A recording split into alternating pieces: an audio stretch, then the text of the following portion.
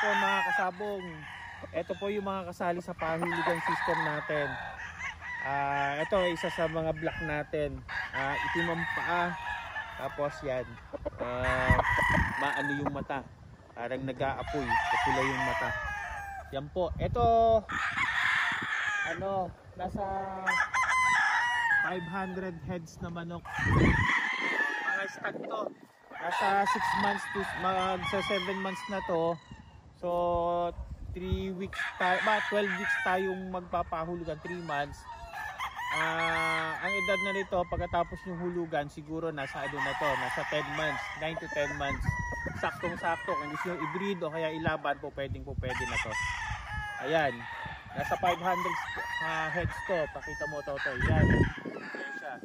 Yan po yung papahulugan system natin. Thank you. Thank you mga kasabong.